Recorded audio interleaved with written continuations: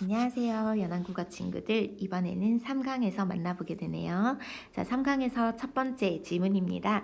파슨스의 기능적 필수 요건과 종교 조직의 유지라는 인문 파트예요. 자, 이 지문은 그렇게 어렵지 않아서 그냥 바로 읽어보도록 하겠습니다. 자, 1문단이에요. 종교에 관한 연구의 초기에는 종교 역사라든지 종교의 유형적인 측면에 관한 연구가 주를 이루었다고 합니다. 하지만 이 종교에 대한 연구에 사회학이 함께 도입을 하게 되면서 이제 판도가 바뀌게 되는데요. 종교 조직이란 무엇인가에 대한 연구가 이제 진행되기 시작했다고 해요. 특히 60년대, 70년대에는 당시 사회학계를 풍미하던 이때 풍미라는 단어는요. 어떤 사회적 현상이라든지 사조 따위가 널리 사회에 퍼지는 걸 이야기해요. 그래서 당시 사회학계를 쥐어잡고 흔들던 파슨스라는 학자 이름이 나오네요. 학자 이름 한번 체크하고 들어가 보도록 하겠습니다. 빨간색. 파슨스. 자, 기능 이론이 여기에서 한번 기능 이론이라는 게 뭔지 한번 더 얘기를 하고 들어갈게요. 자, 여기에서 기능 이론이라고 하는 것은 뭐냐면 사회라고 하는 것을 하나의 살아있는 유기체라고 보는 거예요. 그래서 사회를 이루고 있는 각자의 기능들이 각자의 요소들이 각자의 기능을 수행해야지만 사회가 유지되고 존속이 가능하다라고 하는 건데요. 사회 문화를 구성하는 모든 요소가 사회 유지를 위해서 필요한 고유의 기능을 담당하고 있다. 라는 거죠. 그 기능을 원활하게 수행해서 사회 전체를 유지, 통합 이런 것에 기여하는 것으로 보는 그런 관점을 기능 이론이라고 해요. 결국 이제 각자 기능을 잘 수행해야지 사회가 유지 가능하다라는 것이 기능 이론이에요. 종교 연구에 관해 도입이 되었는데 먼저 파슨스의 연구부터 먼저 이야기를 할 거예요. 그리고 나서 이 연구를 종교에 적용시킬 겁니다. 적용할 거예요. 모든 사회 조직이 유지가 되기 위해서는 그 기능적 필수 요건을 충족해야 한다라고 이야기를 하고 있습니다. 파슨스가요. 그래서 기능적 필수 요건이 무엇인지 이것이 다 충족돼야지 이제 사회 조직이 유지된다는 건데 이때 모든이라고 했으니까 이 사회 조직에는 뭐도 첨가된다?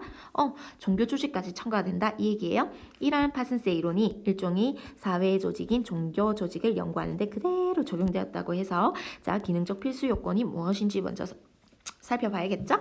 자, 두 번째 문단이에요. 파슨스의 모든 종교 조직이 유기체와 같은 사회 속에서 유지가 가능하려면 자, 기능적 필수 요건 4가지가 꼭 충족되어야 된다고 하는데 그 4가지 기능적 필수 요건은 첫 번째 적응이고요. 적응을 한 다음에 목표 달성을 해야 되고요. 그 다음에 통합이 이루어져야 되고요. 그 다음에 잠재성이 이루어져야 된다. 그래야지만 이런 요건이 다 충족되어야지만 유지가 가능하다라고 이야기를 합니다. 자, 먼저 적응이라는 게 무엇인가? 적응은 adaptation이라고 해서 A라고 적어놨어요. 사회 조직이 그것을 둘러싸고 있는 사회적 환경에 적응을 하기 위해서면 자, 적응을 하기 위한 필수 요건이에요. 외부로부터 사람이라든지 물건적이라든지 이런 자원들이 지속적으로 조달돼야 된다라고 하는 거예요. 그리고 그 다음에 조직 내에서 적절하게 분배해서 쓰일 수 있어야 한다는 것이죠. 됐죠? 자, 그래서 인적 물적 자원이 조달되어야지만 사회 환경에 적응할 수 있어서 적응이라고 하나 봅니다.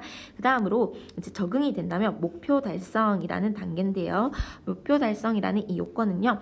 종교 내의 공동 목표를 설정하고 그 다음에 다양한 자원을 동원해서 정해진 목표를 달성하는 것까지도 같이 의미한다고 합니다. 그래서 그 조직 내에서 공동 목표 설정 후 그 다음에 목표 달성까지도 이야기를 하는 거고요.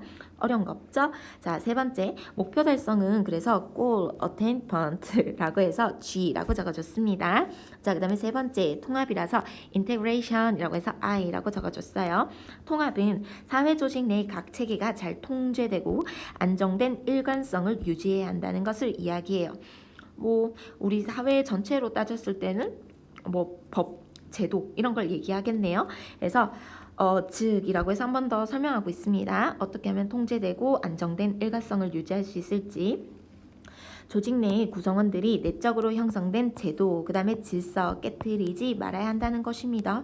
당연하죠? 우리 법을 어기면 안 되잖아. 그것도 종교에도 마찬가지다라고 이야기를 할 거예요. 마찬가지로 잠재성이라고 하는 것은 latency라고 해서 L이라고 여기 적어줬습니다. 사회조직 내 고유한 문화적 가치를 조직 구성원들에게 계속해서 동기화하는 걸 이야기합니다. 여기에서 동기화라고 하는 것은 동기부여라고 밑에 적혀져 있기 때문에 동기부여라고 일단 적고 들어갈게요. 동기부여가 계속적으로 되어야지만 유지가 가능하다라고 이야기를 하고 있습니다. 요 네 가지가 모두 다 조건이 충족되어야지만 사회 내에서 유지가 가능하다라고 이야기를 하죠. 이러한 파슨스의 기능적 필수 요건을 종교 조직에 분석해서 적용해보면 다음과 같다라고 해서 자, 이 네 가지 필수 요건을 그대로 종교 조직에 적용할 거예요. 그러면 종교에서는 이 적응이 어떻게 대응되는가 한번 살펴보면 되겠습니다. 우선 적응은요, 종교 조직에서 주로 신도 모집으로 이해될 수 있다라고 해서 미리 적어놨는데요. 그렇지, 종교에 신도가 있어야지 종교가 유지될 거 아닙니까?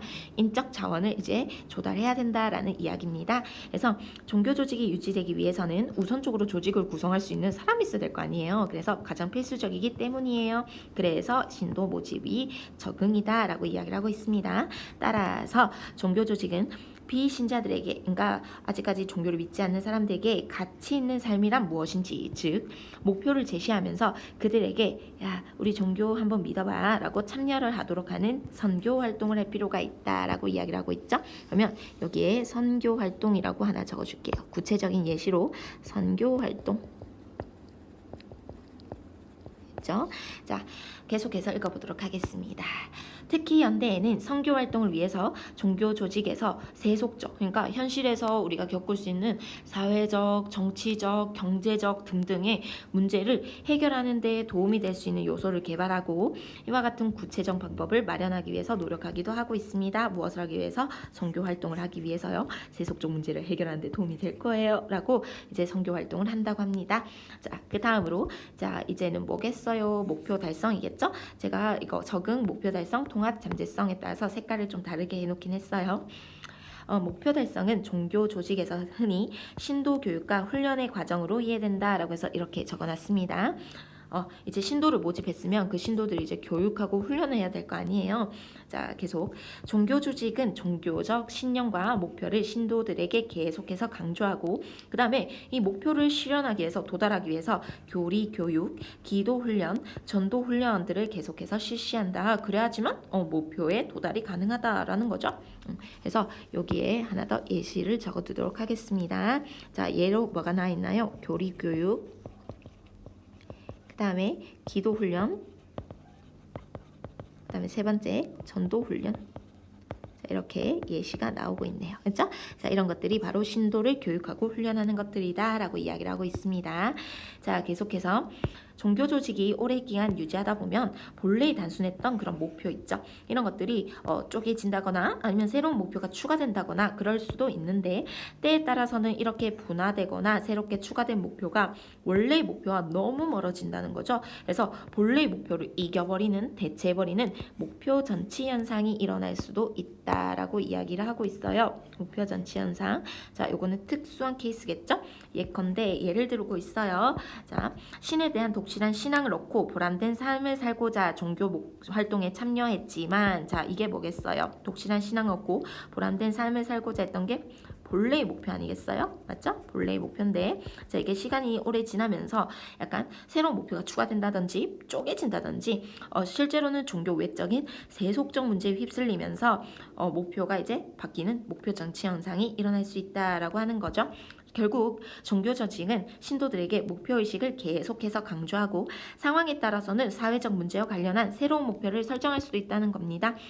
이런 것은 목표 전치 현상이 일어났을 때 얘기하는 거겠죠. 그래서 계속해서 교육하거나 훈련시키는 거. 자, 다시 한 번 더 이야기를 하고 있습니다. 목표를 설정해서 자, 목표를 계속 강조하는 신도 교육 훈련의 과정, 예를 들어서 이런 것들이 있다라고 이야기를 했었죠. 자, 세 번째입니다. 이렇게 해서 계속 교육을 할 때 종교 조직이 이제 일사불란하게 통일성 있게 제도가 잘 짜여져 있어야 되지 않겠습니까? 그래서 적절한 역할 분담으로 이루어진다라는 게 바로 통합이네요. 즉, 상이한 여러 구성원으로 이루어진 종교 조직은 구성원 간의 갈등 없이 일사불란하게 유지되어야 되기 때문에 딱 하나처럼 보여야 되기 때문에 신도들 각자의 역할이 명확해야 하고 그 역할이 일정한 형식으로 정립된 필요가 있다라고 하고 요구하고 있습니다. 적절한 역할 분담이에요. 그것이 바로 통합이고 이렇게 역할 분담이 돼야지 일사불란하게 일관성 있게 유지될 수 있다라고 이야기를 하고 있습니다. 종교 조직에서는 역할 분담을 위해서 자 예를 들어서 나오고 있습니다. 경전 편집, 교리와 제의화. 자 이게 바로 예시가 되겠네요. 맞죠? 이루어지면서 이러한 것들은 종교 조직 내부의 권위 체계에 의해서 특정한 직책으로 제도화된다고 합니다. 그러면 적절한 역할 분담이라는 게 뭐라고요? 종교 조직 내에서 제도화된 권위 체계에 의해서 이루어진다. 그래야지만 통합이 이루어진다라고 하고 있네요. 됐죠? 자, 계속해서 네 번째입니다. 잠재성이에요. 잠재성은 다른 말로 계속한 동기부여라고 이야기를 했습니다. 그래서 똑같이 이야기를 하고 있어요. 잠재성이라고 하는 것은 동기화로 이해가 된다. 종교 조직은 무엇보다도 재래의식, 기도 등을 통해서 종교의 창시자라든지 아니면 신에 대한 근본적인 종교 경험의 예시가 뭐다? 재래의식, 기도 같은 것들이에요. 어쨌든 이러한 경험을 바탕으로 성립이 되는데 이러한 종교 경험이 뭐라고 했죠? 앞에서 얘기했던 이런 것들이죠.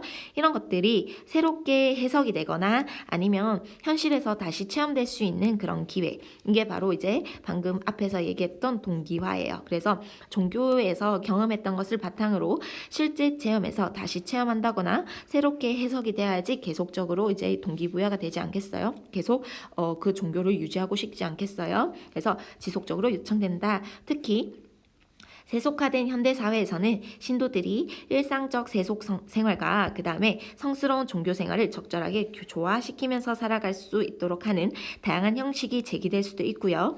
아니면 일상생활을 과감히 무시해버리고 오로지 종교, 영적 생활과 명상 등을 강조할 수도 있고요.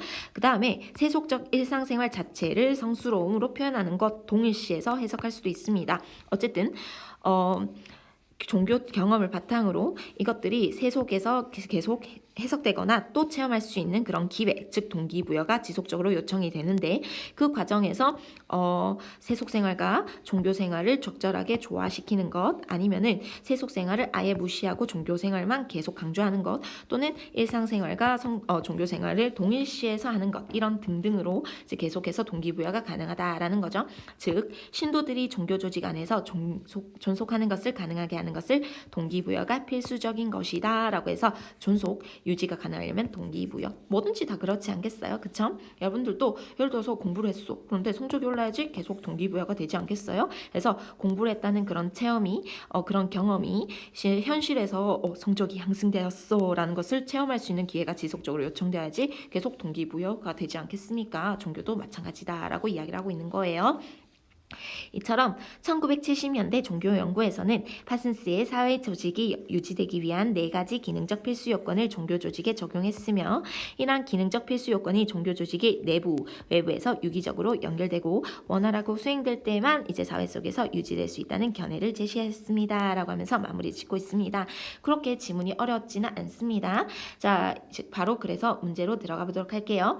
윗글에 대한 설명으로 가장 적절한 것은 자, 내용 전개 방식에 대해서 이야기를 하고 있습니다. 먼저 무엇을 했나요? 파슨스의 기능 이론을 적용한 다음에 맞죠? 파슨스의 기능 이론을 이야기한 다음에 그것을 적용해서 어디에? 종교 조직에. 그쵸? 그래서 종교 조직이 유지되는 조건 뭐였죠? 4가지 필수적 요건에 기능적 필수 요건에 대해서 이야기를 하고 있지 않았습니까? 그래서 정답은 몇 번? 3번이 되겠습니다. 맞죠? 이거는 너무 쉬워서 3번.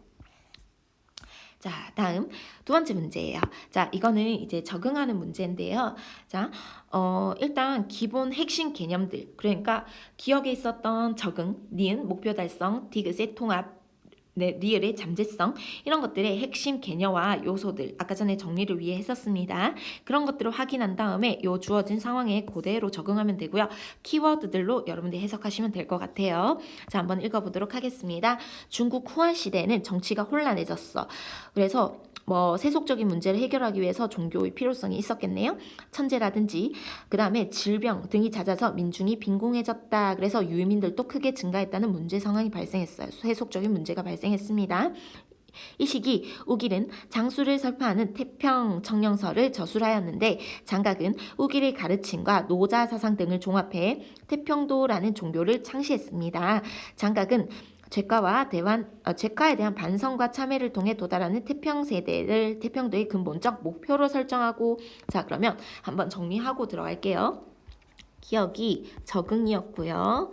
그 다음에 인적, 자원적, 물적 자원 조달이었죠.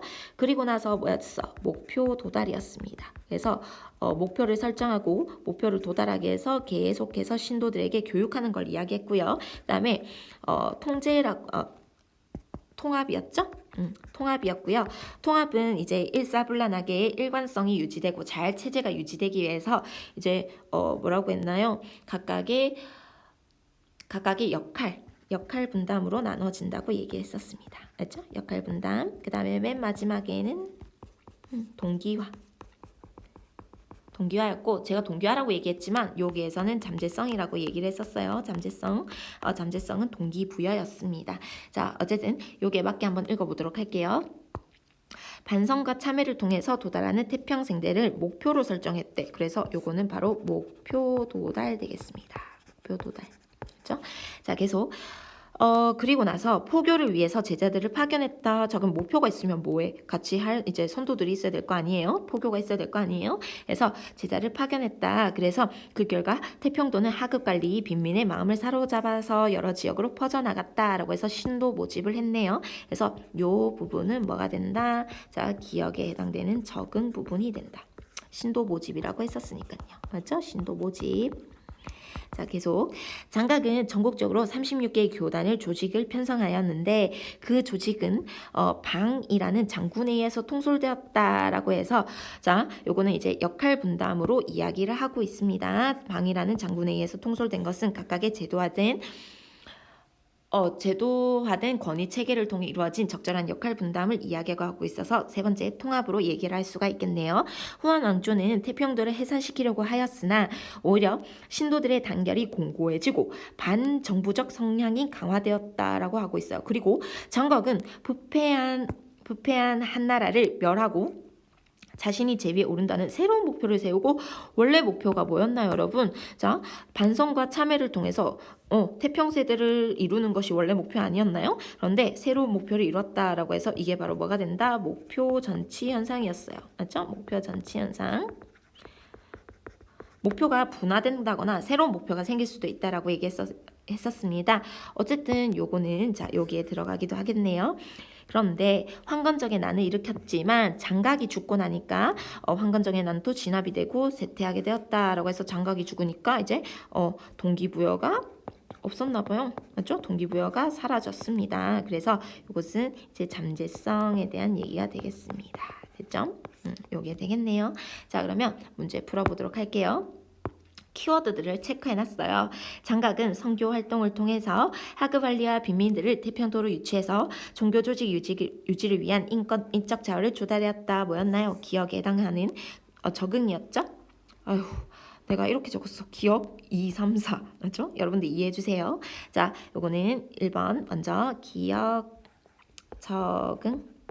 됐죠? 자, 두 번째입니다. 장각은 한나라를 멸하고 자신이 제위에 오른다는 새로운 목표 전치 현상이었죠. 그래서 요것은 이제 목표 도달에 해당되는 것이 되겠네요. 목표 도달. 자, 그 다음에 세 번째, 태평도가 창시한 장각이 죽고 그 다음에 일으켰던 황건적의 난도 다 진압이 되자 태평도 신도들에 대한 종교적 동기부여가 사라졌습니다. 동기부여가 지속적으로 돼야지 그런 사회체제 커뮤니티가 유지된다고 하지 않았습니까? 그런데 동기부여가 사라지자 태평도도 쇠퇴하게 되었다라고 해서 동기화에 대한 얘기죠. 잠재성입니다. 리을이에요. 잠재성. 마지막입니다. 장각은 교단 조직을 편성한 다음에 방이라고 하는 장군을 통해 통솔하게 함으로써 명확한 역할 분담을 나누고 나서 권위 체계를 제도화했다라고 해서 자, 디귿이 되겠네요. 통합. 맞죠? 역할 분담 이야기가 나오는 통합이 되겠습니다. 자, 요 지문은 너무 쉬웠어요. 맞죠? 그래서 여러분들이 쉽다고 하더라도 어떠한 키워드를 통해서 그것이 적용되는지 주어진 상황에 적용하는 연습을 하는 그런 파트가 되겠습니다. 자, 다음 3강의 두 번째 뭐였죠? 상속제도였죠? 거기에서 우리 다시 만납시다. 수고했어요, 연암 친구들. 안녕.